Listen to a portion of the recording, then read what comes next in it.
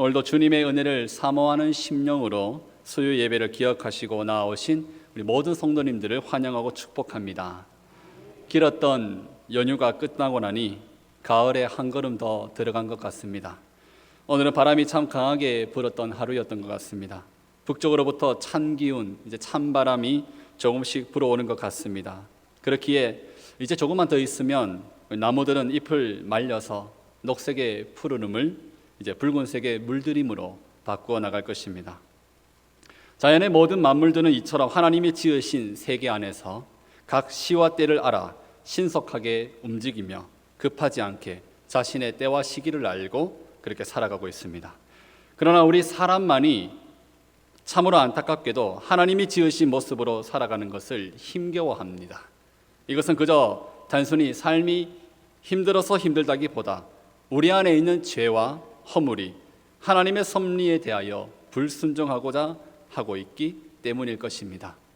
그래서 우리는 하나님의 사랑을 떠나 있을 때가 더 많고 그 사랑을 오해하여 믿지 못할 때가 더 많음을 보게 됩니다. 이런 우리에게 필요한 것은 비록 우리가 매 순간 넘어지나 또 연약한 모습을 나타내나 다시 손잡아 주시는 하나님의 사랑과 은혜뿐일 것입니다. 우리 하나님은 완전하신 분이십니다. 그분의 인자하심과 사랑은 영원하며 세세토록 무궁하시며 그 누구도 끊을 수 없으며 지금까지, 지금도 그리고 앞으로도 우리를 향하여 펼쳐져 있습니다. 그렇기에 오늘날 살아가는 우리들의 삶과 현실을 바라볼 때 소망이 끊어지고 희망이 사라지는 순간을 자주 경험하며 주님을 온전히 바라보지 못할 때도 있지만 나에게, 우리에게 완전하신 하나님을 향해 다시 걸어갈 수 있음을 우리는 발견하여야 할 것입니다. 우리는 나의 죄와 연약함으로 하나님의 사랑을 이해하려고 해서는 안 됩니다. 하나님의 사랑은 나로부터 출발하는 조건이 아니라 우리가 아직 죄인 되었을 때에도 사랑하기로 결정하신 하나님의 은혜로 출발하는 것입니다. 오늘 이 하나님의 완전하신 사랑에 힘입어 예배의 모든 시간 속에 임재하실 하나님을 기대하시고 또 믿음의 눈으로 그분을 바라보시며 주님과 온전히 동행하며 나아가는 시간이 되시기를 간절히 축복합니다. 우리 이러한 하나님의 크신 은혜를 담아 옆에 계신 분과 이렇게 인사해 보았으면 좋겠습니다. 우리는 연약하나 하나님은 크십니다. 우리는 연약하나 하나님은 크십니다. 다시 한번 인사하겠습니다. 하나님의 사랑은 영원합니다. 하나님의 사랑은 영원합니다. 할렐루야, 아멘입니다. 오늘 본문 말씀은 창세기의 마지막 장인 50장의 본문입니다. 그리고 이 성경책의 종이 한 장을 넘기게 되면 이제 출애굽기로 넘어가게 됩니다. 출애굽기의 시작은 창세기와 바로 이어질 듯 하지만 그러나 그 시기는 약 400년이 훨씬 지난 시기에서 출발하게 됩니다. 그렇다면 이제 마무리되는 이 창세기의 이야기가 과연 그 마지막에 무엇을 말하며 끝을 맺고 있는지 우리가 유심히 살펴보았으면 좋겠습니다. 출애굽기에서 이스라엘은 아브라함의 혈육과 계보로 그 이름들을 분명하게 기억할 수 있는 규모가 아닌 하늘의 별과 같이 번성한 이스라엘이라는 한 민족이 되어집니다. 그러나 그렇게 크고 번성하게 되기 전에 하나님은 이 민족의 출발이 무엇으로부터 시작하였고 또 시작하고 있었는지를 명확하게 강조하시고 보여주고 계신데 그 내용이 바로 이 창세기 50장이라고 할 수 있습니다. 이제 애굽의 고센 땅에 이스라엘은 자리를 잡았습니다. 12지파의 아버지 야곱은 그곳에서 눈을 감고 장례를 치르게 됩니다. 그런데 이 아버지 야곱의 장례를 마주하게 되는 그의 아들들의 표정이 다소 예사롭지 않습니다.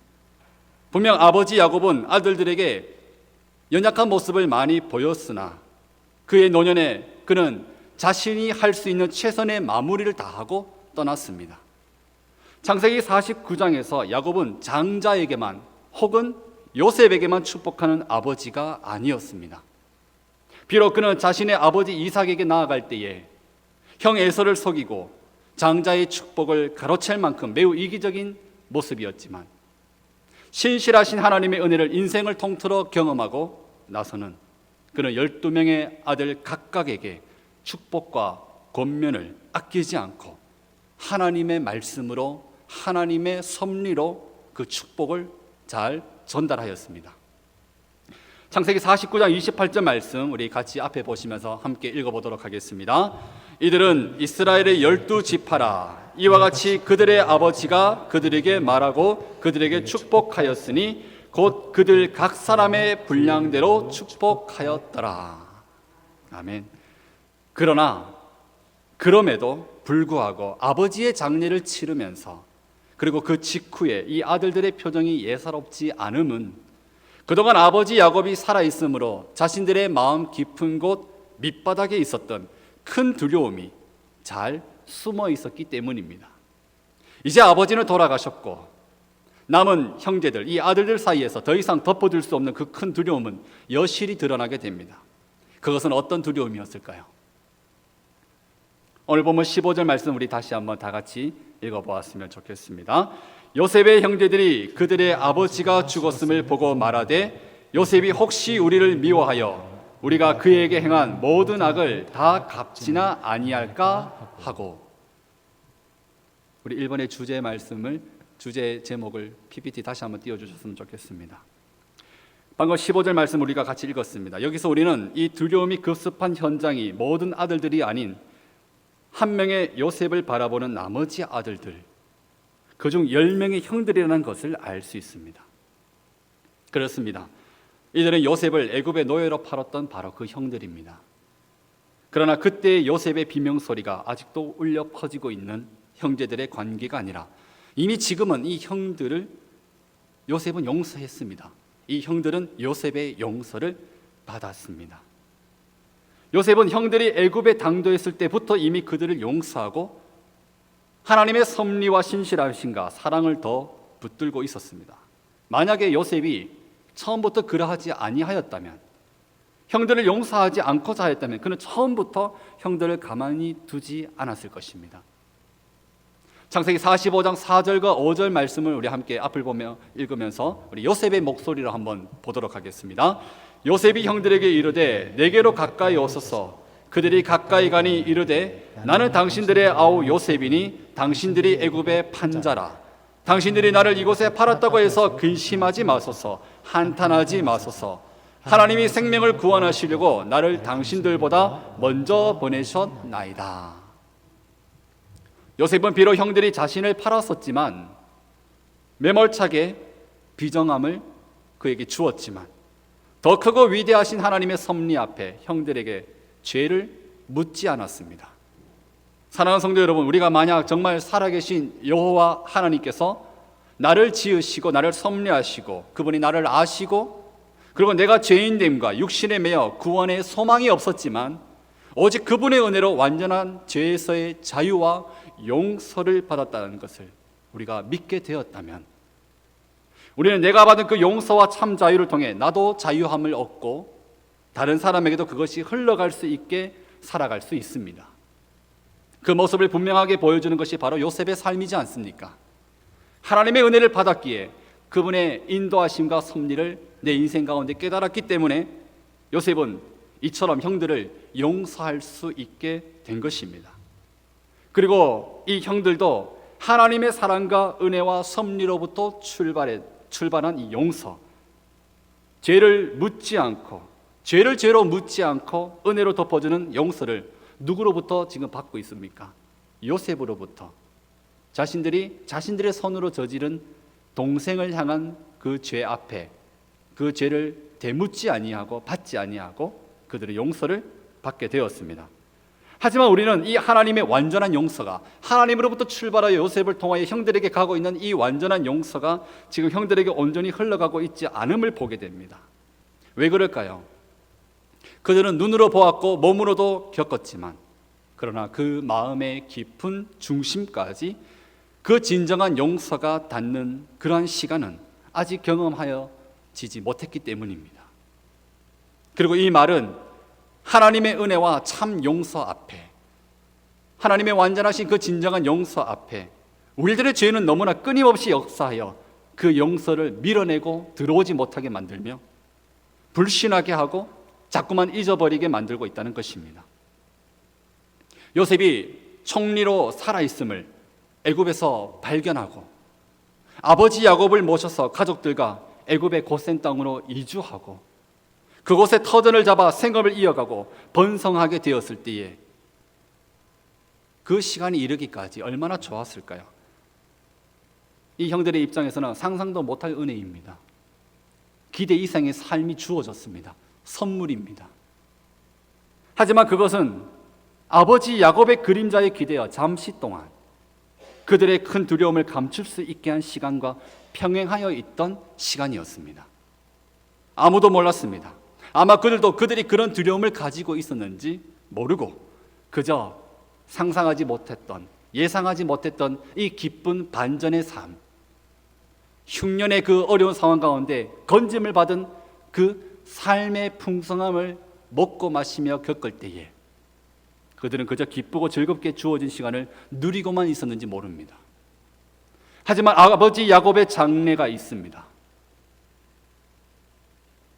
짧게 곡하고 끝내어 넘어가는 일반적인 장례가 아니라 마치 애굽의 국빈장을 치르는 것처럼 40일간 고인의 몸에 향을 처리하고 70일간 연고도 없는 애굽 사람들이 곡하는 기간을 가지고 총리 요셉은 바로 왕에게 허락받아 수많은 신하들을 대동하여 가나안 땅까지 가서 거기서도 장례를 치르고 7일간 애곡하고 돌아옵니다. 그것을 보고 있는 요셉의 형들은 이제 아버지의 부재 속에 혹시라는 단어로 두려움을 덮어두었던 마음의 뚜껑을 열게 된 것입니다. 혹시 이렇게 큰 힘을 가지고 있는 애굽의 총리로 서 있는 요셉이 아직 우리를 용서하지 않고 마음이 변화해서 갑자기 우리를 내리치면 어떡하나? 여러분, 죄는 이 육신과 이 땅의 권세에 완전히 붙어서 어떻게든 하나님의 살아계심과 은혜를 진정 온전히 바라보지 못하게 끊임없이 공격하고 있다는 것을 잊지 마셔야 합니다. 그리고 그 공격의 가장 큰 무기는 바로 우리의 죄책감이고 그 죄책감으로 죽을 것 같은 두려움을 준다는 것을 아셔야 합니다. 요셉의 형들은 동생 요셉이 혹시 아직 우리를 완전히 용서하지 않은 것은 아닐까? 그때 우리의 죄가 얼마나 컸었는데 동생이 소리 지르며 살려달라고 비명하고 있을 때에 우리는 그 소리를 듣지 아니하고 귀를 막아버렸는데 설마 정말 완전히 우리를 용서할 수 있었을까? 용서하였다는 그 말이 거짓말은 아닐까? 그것을 의심하기 시작한 것이죠. 만약 그렇다면 우리는 지금 안전하지 않다. 이대로 가만히 있어서는 안 된다. 어떻게든 동생의 마음을 돌이킬 수 있도록 무언가를 해야 한다. 가서 싹싹 빌어서라도 용서를 지금 당장 받아내야 된다. 그렇게 형들의 마음은 그 두려움 속에 다급해지고 안절부절하여지게 된 것입니다. 그러려면 우리가 어떻게 해야 될까? 어떤 방법이 제일 좋을까? 무엇을 해야 할까? 이 고민으로 온통 가득하여져서 그들은 그렇게 요셉 앞에 나아가게 됩니다. 사랑하는 성도 여러분, 누가복음 15장에 나오는 잃어버린 아들을 되찾은 아버지의 이야기를 우리는 참 많이 들어서 잘 알고 있습니다. 아버지의 유산을 미리 받아 허랑방탕하게 살다가 망하여서 남의 집 노예로 들어가 돼지가 먹던 사료를 탐낼 정도로 비참함을 겪으면서 결국 돌아갈 곳은 아버지의 품, 내 본향집이라는 것을 그 아들은 알게 되죠. 그러나 그의 돌아가고자 하는 결심을 자꾸만 가로막은 것이 있습니다. 그것은 망해버린 자신의 모습입니다. 떵떵거리며 아버지 성공해서 돌아올게요. 저 잘할 수 있습니다. 저 넘어지지 않아요. 저 실패하지 않을 거예요. 저 최선을 다할 거예요. 라며 아버지의 유산을 얻어낼 때의 그 자신감은 찾을 수 없습니다. 본인이 생각해도 참 자격 없고 배은망덕한 자기 모습의 현장, 현실, 지금의 모습, 그리고 그를 둘러싸고 있는, 앞뒤로 둘러싸고 있는 죄책감. 아들로서 도무지 아버지에게 이제 자신 있게 자신을 받아달라 말할 수 없는 그 죄를 깨닫고 나니 아들은 할 수 없이 선택한 것이 스스로 자신의 존재 자체를 한없이 깎아내리는 것이었습니다. 누가복음 15장 19절의 말씀 우리 같이 한번 앞을 보고 읽어보겠습니다. 지금부터는 아버지의 아들이라 일컬음을 감당하지 못하겠나이다. 나를 품꾼의 하나로 보소서 하리라 하고. 아들로서는 안 되기에 종으로, 노예로, 비천한 잡군으로 내 신분을 낮추면 아버지인 그가 나를 받아주실지도 모른다는 생각을 갖게 된 것이죠. 하지만 그 이야기의 끝은 무엇으로 결론 지어집니까? 이미 그 아들이 집을 떠날 때부터 불쌍히 돌아올 줄 알고 대문 앞에서 계속 기다리고 있었던 아버지였습니다. 이미 아버지는 그 아들을 용서하고 있었던 것입니다. 아버지가 먼저 달려와서 그 아들을 끌어안고 마치 아들이 무슨 말을 하고 싶었는지를 다 안다는 듯이 어떻게 하죠? 그 입술을 열지 못하도록, 그 입술에서 종이라는 단어가 꺼내지 못할 정도로, 그 입에서 아버지 저는 종입니다라고 말하지 못하게 그만큼 그 아들의 입을 닫을 정도로 한없는 사랑으로 품에 끌어안아 버리죠. 여러분, 이 모습이 바로 우리가 받은 구원의 모습입니다. 하나님은 우리가 아직 죄인 되었을 때에, 우리가 스스로 우리 죄를 깨닫지 못하고 방종하여 날뛰고 있을 그때에도 이미 사랑하기로, 영원히 사랑하고 선택하고 구원하기로 결정하고 바라보고 계셨다는 것입니다. 형들을 바라보는 동생 요셉도 마찬가지였습니다. 본문 16절에서 18절까지를 우리 다시 한번 다 같이 읽어보도록 하겠습니다. 요셉에게 말을 전하여 이르되 당신의 아버지가 돌아가시기 전에 명령하여 이르시기를 너희는 이같이 요셉에게 이르라. 내 형들이 내게 악을 행하였을지라도 이제 바라건대 그들의 허물과 죄를 용서하라 하셨나니 당신 아버지의 하나님의 종들인 우리 죄를 이제 용서하소서 하매 요셉이 그들이 그에게 하는 말을 들을 때에 울었더라. 그의 형들이 또 친히 와서 요셉의 앞에 엎드려 이르되 우리는 당신의 종들이니이다. 기가 막히게 누가복음에 나오는 이 아들의 이야기와 닮아 있습니다. 분명한 아버지 아래에서, 한 아버지 아래에서 함께 형제가 된 이들임에도 죄라는 것은, 그 죄책감은 우리 안에서 세상의 법칙과 힘의 원리를 더 따르도록 하고 있습니다. 가족이라 할지라도 세상의 권력에 그 죄에 매이면 가족 앞에서도 수직관계가 형성되는 것처럼 형들은 요셉을 동생이라 부르지 못하고 있습니다. 권력의 중심에 서 있는 애굽의 총리로 대하고 있습니다. 아버지 야곱의 장례 치르는 모습을 보니 더 아마 두려움이 커졌을 것입니다. 당신의 아버지가 우리를 용서하라 하셨으니 우리를 용서해 주시면 안 되겠습니까? 라며 어떻습니까? 비굴하게 그 동생 앞에 엎드려 빌고 있습니다. 그리고 자신들을 가리켜 무엇이라 부르고 있습니까? 우리는 당신의 종들이니이다. 이 불쌍한 죄인들을 불쌍히 여겨주소서. 제발 용서해 주시면 안 될까요? 마치 한 번도 용서받지 못한 사람처럼 그렇게 말하고 있습니다. 그런데 보십시오. 이 형들의 말을 들을 때에 요셉은 어떤 마음이었고 어떻게 하고 있습니까? 17절 말씀의 후반부에 보니 요셉은 형들의 모습을, 그 이야기를 듣고 있는데 가슴이 미어 터집니다. 울고 있습니다. 이 요셉의 눈물과 울음은 비통한 울음이요, 안타까움의 울음이요, 사랑으로 한탄하며 가슴을 치고 있는 울음입니다.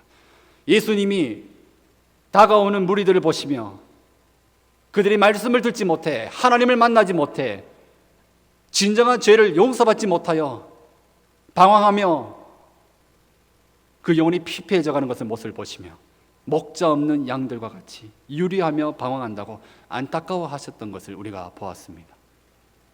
하나님께서 우리들의 죄를 용서해 주신다고 약속하여 주실 때에 그 약속은 영원한 약속입니다. 절대 변개하지 않는 완전하며 영원한 용서라는 것을 우리는 잊지 말아야 합니다. 이 하나님의 완전한 은혜를 우리도 오해하고 믿지 못하여 오늘 이 본문에서 나오는 요셉의 형들과 똑같은 연약한 모습을 나타낼 때가 있다는 것을 아십니까? 우리가 하나님 앞에 회개를 한다는 것은 우리 안에 다시는 죄를 짓지 못하게 죄의 본성을 다 지워버리는 것이 아닙니다. 또한 죄를 반복해서 짓는 넘어짐에 회개하였음에도 전혀 변하지 않는 자신의 모습에 실망하여 더 이상 회개하기를 포기해버리는 그런 모습도 아닙니다.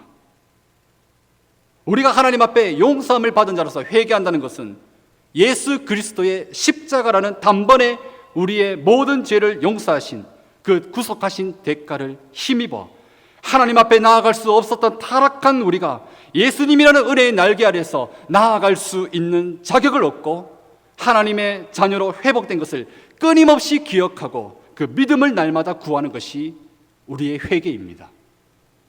그와 같은 삶을 살아가는 신자는 물론 여전히 죄에 약합니다. 우리는 죄를 완전히 씻어낼 수가 없습니다. 그래서 넘어집니다. 또 의심할 수 있습니다. 하나님의 그 사랑이 갑자기 불안해 보입니다. 아닌 것 같습니다. 영원하지 않을 것 같습니다. 용서받았는데 내 모습을 보니 자격이 없어서 자녀의 입장으로, 자녀의 모습으로 더 이상 서지 못할 것 같은 두려움이 임할 때도 있습니다. 이런 비참한 자신을 은혜로 용서하신 예수님의 영원한 구속하심 보기가 힘들 때가 있습니다. 그래서 솟아 올라오는 죄책감과 자꾸만 내 힘으로 하나님의 용서를 받으려고 하는 유혹 앞에 신자는 그러면 그럴수록 더욱 겸손히 예수님의 죄사하신 구속의 말씀을 붙잡고 믿음으로 더욱 붙들어 달라고 기도하는 삶을 살고자 힘을 써야 하는 것입니다. 만약 그 은혜를 향한 불신과 오해가 더 크다면 하나님의 은혜에 대한 생각보다 그 말씀을 믿는 믿음보다 내 안에 자라나고 있는 불신과 오해를 더 키워서 크게 두어버렸다면 우리는 종교적인 행위만 남는 껍데기 신앙의 모습을 보이게 될 것입니다. 내 힘으로 내 죄, 내 죄책감, 내 허물에 대한 보상을 얻어보려고 하나님을 믿는 신앙의 모습과는 거리가 먼 자녀가 아닌 종과 노예와 같이 용서해달라고 엎드려 빌고 있는 모습, 많은 것을 드리면 하나님의 마음이 누그러뜨려져서 나를 용서해 주실 것이 아닐까, 복도 내려주시겠지라는 생각으로 우상을 섬기듯이 기복신앙을 가지고 그러한 모습을 우리는 살아가게 될 것입니다. 이미 하나님께서는 예수님을 통하여 우리의 모든 죄를 용서해 주셨습니다. 우리는 완전한 용서를 받은 자녀의 모습으로 죄에서 자유를 얻어 하나님 앞에 담대히 나아갈 수 있는 자유인의 모습으로 죄의 역사함을 이기고 믿음으로 기쁜 삶을 살아갈 수 있습니다. 그러니 사랑하는 성도 여러분, 혹시 우리 가운데 하나님의 은혜보다 나의 죄에 대한 죄책감이 더 역사되고 묵상되어지고 마음에 가득한 삶을 살고 있다면 주 예수님의 확실한 구속하신 은혜가 내 심령에 임하도록 오늘 이 밤에 뜨겁게 기도하기를 소망합니다. 오늘 본문 말씀에 나오는 이 요셉의 형들과 누가복음의 아버지를 떠나 허랑방탕한 삶을 살았던 그 아들이 비록 참 목자 없는 양과 같아서 안타까운 모습을 보이고 있지만, 그러나 여러분, 한 가지 이 두 이야기 속에 나타나는 매우 긍정적이고 귀한 은혜의 모습이 함께 있다는 것을 알고 계십니까? 그것은, 그 사실은 이들이 죄를 깨닫고 그 앞에 나아가 엎드렸다는 사실입니다. 죄에 대한 민감한 반응조차 없다면 우리가 어떻게 죄를 두고 가슴 아파할 수 있겠습니까? 이것은 은혜입니다. 이것은 너무나 큰 은혜입니다.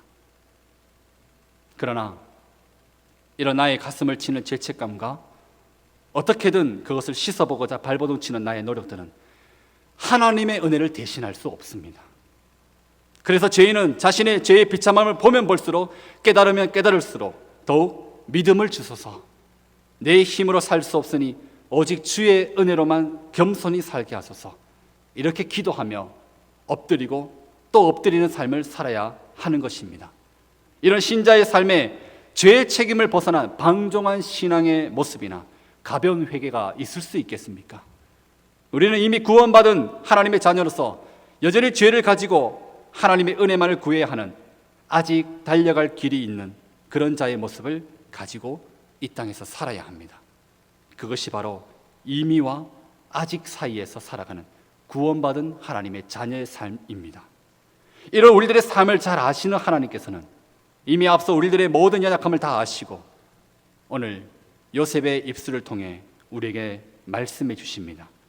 요셉이 방황하며 두려움 가운데 떨고 있는 형들을 향해 울면서 그들을 위로하는 간곡한 위로의 목소리가 오늘 주의 말씀에 확신하지 못해서 두려움을 가지고 나온 우리들 앞에 참 위로가 되고, 그리고 우리 예수님이 단번에 십자가에서 그 은혜를 허락하신 뿐만 아니라 지금도 우리를 위해 중보하시고 우리를 위하여 기도하시며 우리를 위해 은혜로 그의 오른손으로 강하게 붙잡고 계신다는 것을 잊지 마시기 바랍니다. 본문 19절과 21절까지의 말씀을 함께 읽고 우리 기도하는 시간으로 나아가기를 소망합니다. 함께 이 말씀 읽도록 하겠습니다. 요셉이 그들에게 이르되 두려워하지 마소서, 내가 하나님을 대신하리이까. 당신들은 나를 해하려 하였으나 하나님은 그것을 선으로 바꾸사 오늘과 같이 많은 백성의 생명을 구원하게 하시려 하셨나니 당신들은 두려워하지 마소서, 내가 당신들과 당신들의 자녀를 기르리이다 하고 그들을 간곡한 말로 위로하였더라. 아멘.